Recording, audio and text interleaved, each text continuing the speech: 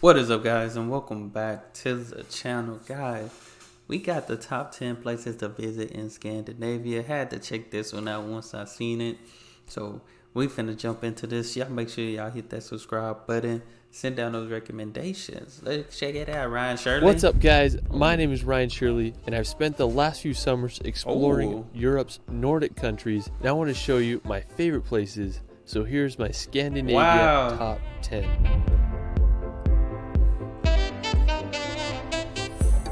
Scandinavia has to be one of my all-time favorite regions. It's made up of Norway, Sweden, Finland, Iceland, and Denmark. Now what's super interesting is that all these countries are ranked in the top 10 happiest places in the world. They obviously must be doing something right. Gotta be. Now aside from being home to the happiest countries, Scandinavia got all, like, these pictures are straight, wallpaper type pictures. They obviously must be doing something right. I need this wallpaper right here. I'm gonna have to screenshot this. I don't even know how to screenshot on my computer. That's nice. Aside from being home to the happiest countries, Scandinavia offers some of the world's most unique landscapes, from the fjords of Norway to the sea cliffs of the Faroe Islands. I just can't get enough of this place. Alright, so let's start this video off in the Lofoten Islands. Now Lofoten is located in northern Norway. Wow. Even though it's in the Arctic Circle, it feels like you're on a tropical island there. I was lucky enough to go there about 2 summers ago. We flew in and road tripped through Lofoten. Our first pit stop was at this little fishing village called Henningsfjord to see the world's most scenic football field. When we got there, we sadly didn't have a soccer ball, but we had a good time playing on the field and enjoying the incredible views of Henningsfjord. We kept on driving and made it to the iconic town of Rain. Now when you think of Norway, this is it. It has those red houses surrounded by massive sea mountains. In my opinion, I'd have to say that Rain is the most beautiful town in Lofoten. When I was planning my road trip to Norway, I remember seeing pictures of this place and I just couldn't believe it existed. Now, if you want to do an amazing hike, I'd recommend hiking to Kvalvika Beach. Now, it's about a 4-kilometer trek and I promise it's worth it. This is like one I did before. I'm not sure. I know sometimes we be using the same little clips.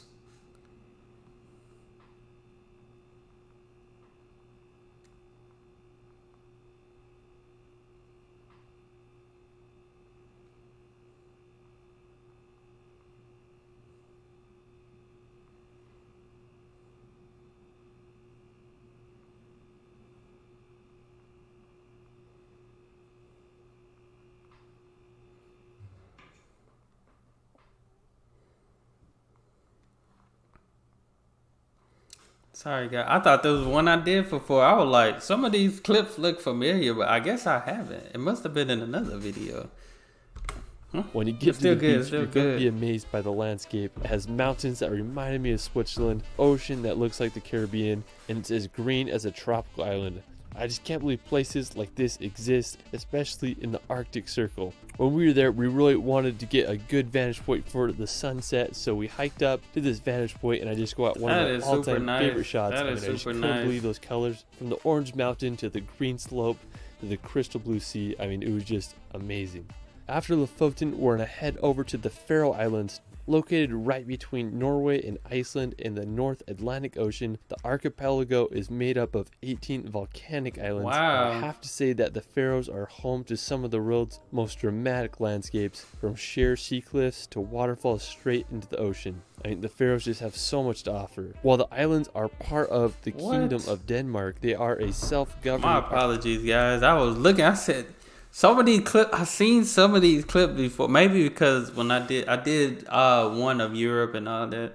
So that's probably why it was looking familiar to me. That's why I was like, I've seen these places before. The North Atlantic Ocean. Glad I remember. The archipelago is made up of 18 volcanic islands. Now I have to say that the Faroes are home to some of the world's most dramatic landscapes, from sheer sea cliffs to waterfalls straight into the ocean. That is the Faroes just have so much to offer. While the islands are part of the Kingdom of Denmark, they are a self-governing archipelago. One of the most scenic places in the Faroe Islands is the Mulafusur waterfall. Now it's located on Vagar Island, and the waterfall descends about 100 feet into the ocean below. I mean, the backdrop of the village with the massive green mountain behind makes for one of the most scenic places on earth. One of my personal favorite places in the Faroe Islands is the sea stacks of Dragonir. I mean, the name itself just sounds freaking epic. It's this slanted sea rock with a perfect arch right above the Seen that cold on a Atlantic movie. Ocean. This place looked like a scene out of Game of Thrones. I felt like a dragon was going to fly through the arch.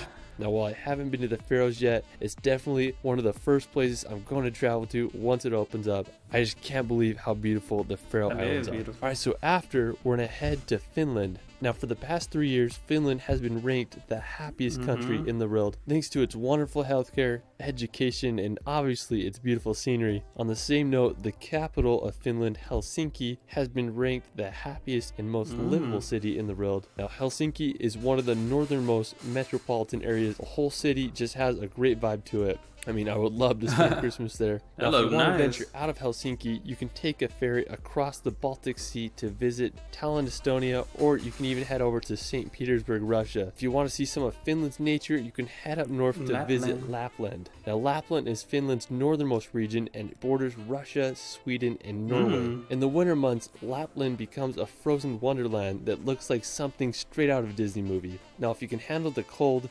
Lapland may be one of the best places in the world to see the northern lights. The northern lights are abundant throughout the cold winter months. It can get up to negative 50 degrees Celsius in the winter. So you can see that from Sweden and Finland?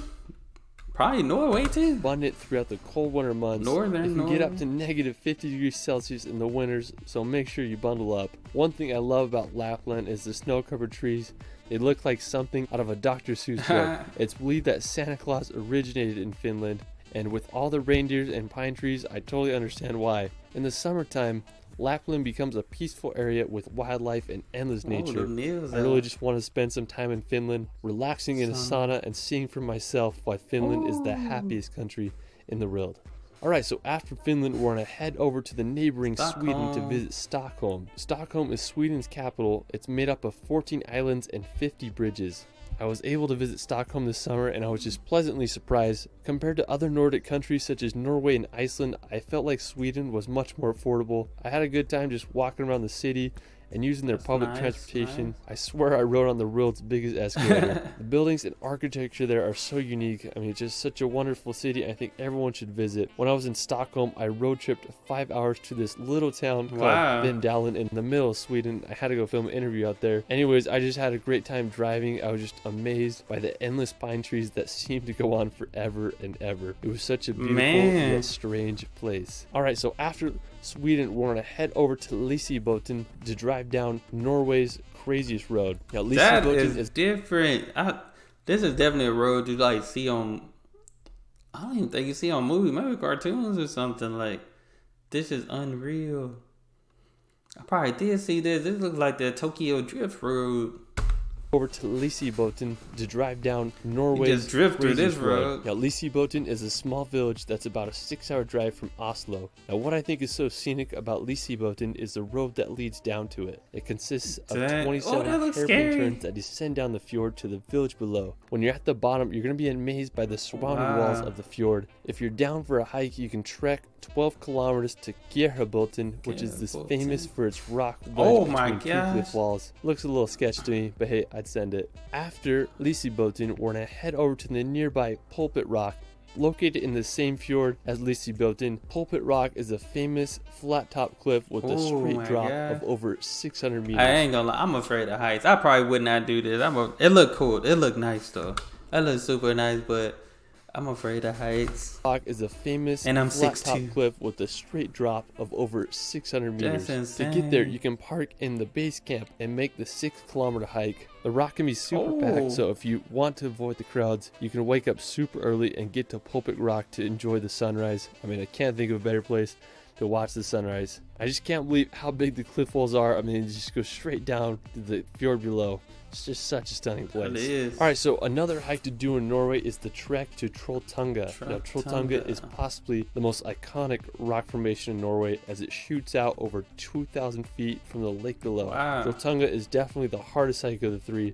It's a 28-kilometer round-trip trek that takes anywhere from 8 to 12 hours to do, so make sure you give yourself plenty of time. You can start the hike at the main trailhead and hike in 14 kilometers in to reach the famous Trolltunga Rock. Wow. If you go between June 1st and September 30th, you don't need a tour guide, but if you go in the winter months, you definitely need one because it is a little sketch. While it is a strenuous hike, it offers some of the best views in Norway. Alright, so after the fjords of Norway, we're going to head over to Iceland to experience the land of fire and ice. Oh my god. I have to say that Iceland is home to some of the world's most unique landscapes. From volcanic craters to a blue lagoon, the country just has so much to offer. I went to Iceland a few years ago and I was just blown away by the country. One of my favorite places was Reynifjara Beach. See, I've seen some of these before.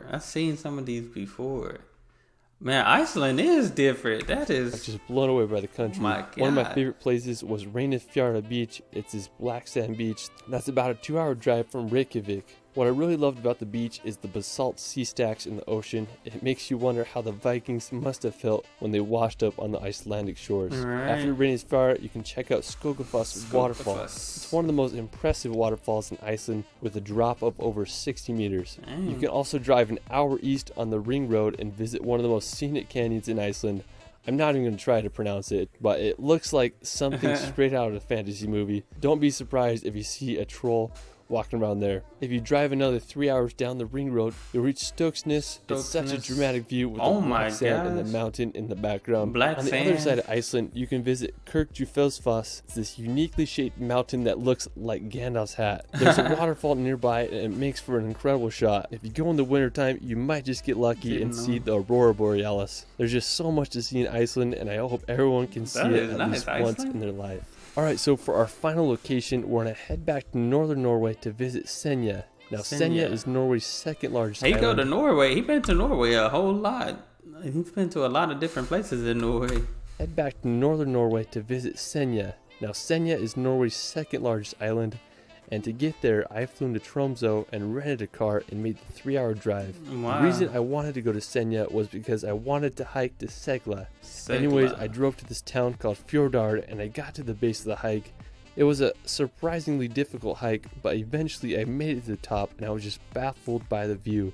The rock formation rose hundreds of meters out of the ocean. It was just like nothing I've ever seen before. Now, I was just having an amazing time and I decided I wanted to spend the night on top of the mountain so I could see the northern lights. All I had was a blanket and I used my camera bag as a pillar, so I found this little mossy cliff ledge and I set up camp there and waited for the northern lights to show up. Around 11 p.m. I woke up to the Aurora Borealis above my head. I couldn't believe what I was seeing. They moved surprisingly fast, like snakes. That's amazing that he actually got to witness that.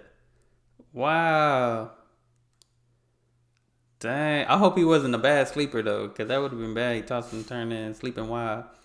But that's amazing. Get to experience that. Above my head. That's cool. I couldn't believe what I was seeing. They moved surprisingly fast, like snakes in the Arctic sky. And seeing those lights made me feel like a kid again, and it will forever be one of the most special nights of my life. Some nights you don't need to fall asleep to start dreaming. Alright, well that is it for my Scandinavian top 10. The Nordic is just such a unique region in the world and I hope you all can witness it one day. Where was your favorite place in Scandinavia? Let me know in the comments below. If you want to support the channel, consider becoming a patron and you'll get perks such as free travel guide and stock footage just like these clips of the Northern Lights. You can find me on TikTok and Instagram at shirley.films. It's Ryan and we will see you later. That is dope. That is dope. Ryan Shirley always had, let me see. Oh, that's his relaxation channel. I think I always do that. But no, that is, I definitely have some great content, Ryan Shirley. Like, just the fact that he's actually there and experiences, I think that's always very, very cool. Seemed like he loved Norway because there was a lot of, he named a lot of places in Norway. But, hey, y'all let me know. Tell me what y'all think. I think it's pretty cool. These different places in Scandinavia. Let me know if you've been there, you know. But that's all I have for this video. Y'all make sure y'all hit that subscribe button. Send down those recommendations. Hey, y'all be blessed, be the best, and be you. I'm out.